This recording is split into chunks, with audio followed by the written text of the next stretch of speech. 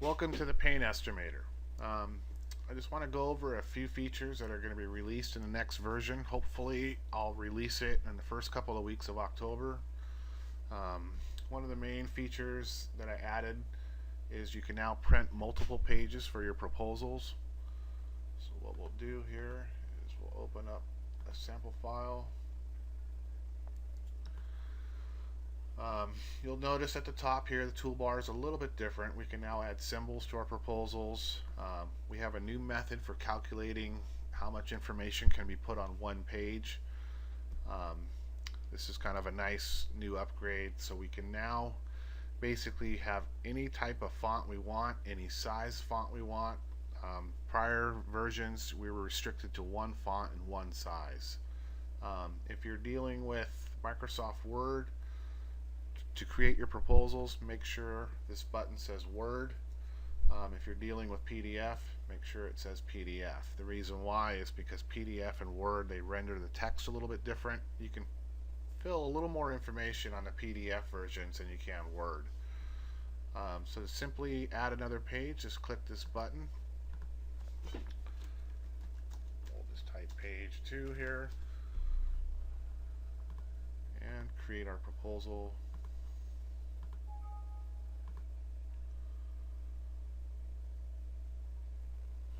And there we go. We have page 1 of 2. You'll notice here we'll say continued on page 2, so the customer will keep scrolling down to see the final price. You can create as many pages as you needed. This is kind of nice for those large jobs where you want to put a lot of details in. The prior versions we were restricted to one page, so I'm sure you probably tried to reduce the font to the smallest possible to get as much information as you can for your proposals. You no longer need to do that. You can now print as many pages as you want. Another feature I added was terms and conditions, which is basically a file or a document you can attach to your proposals that will explain your warranty information, any other disclosures you want to put. This has to be one page, but you can put whatever you want on this one page. For example, color samples. You'll provide up to 3 samples. Each additional sample will be so much in cost. Pretty much anything you want to disclose to your customer that you don't want to bog down your proposal with. The proposal is basically details on what you're going to do for them. This is just all your little legal stuff that you want to add. Obviously, that comes with a sample one. You'd replace the company name with your own name.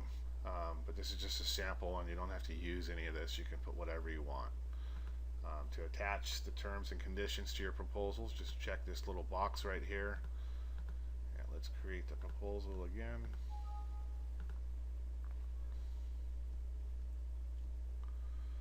And we can see now we added another page. And here's your terms and conditions. There's a place for them to sign it, that they read it, so that case during a job, they can't say, well, I didn't know that. Well, now you can say, well, you signed right here. Anyways, hopefully that's not an issue. Another upgrade I did was to the job scheduler. You can pretty much use any colors you want. The prior versions you were restricted to just a few colors.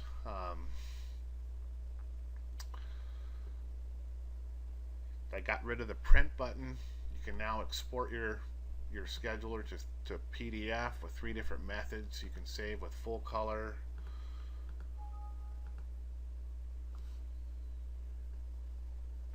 or if you want to save on your ink, you can just do it in grayscale.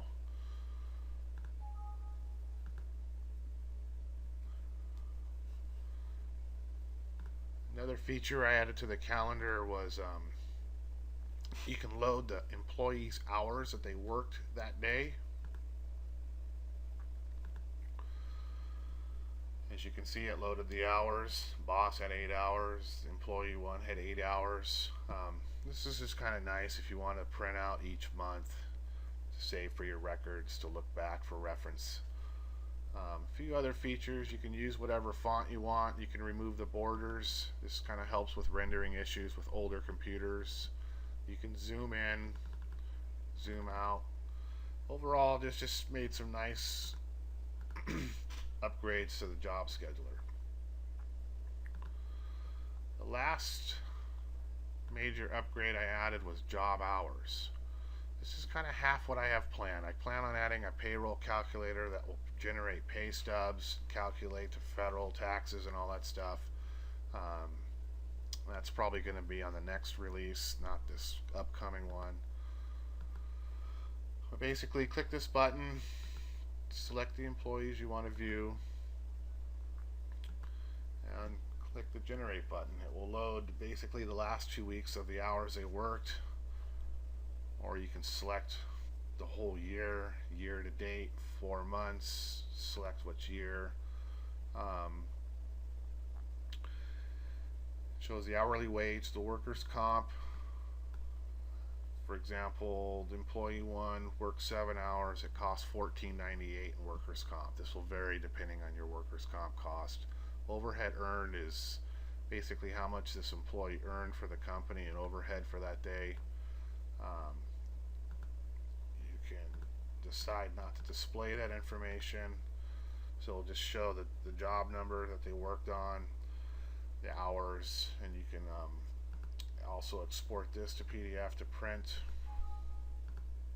to save for your records. So that's it. That's the kind of the major upgrades for this edition of the Paint Estimator. There's some other minor stuff that I added and changed. You'll probably notice that if you've been using this program. So hopefully, I get this out in the next couple of weeks. And I just want to say thanks for watching, and I'll talk to you soon.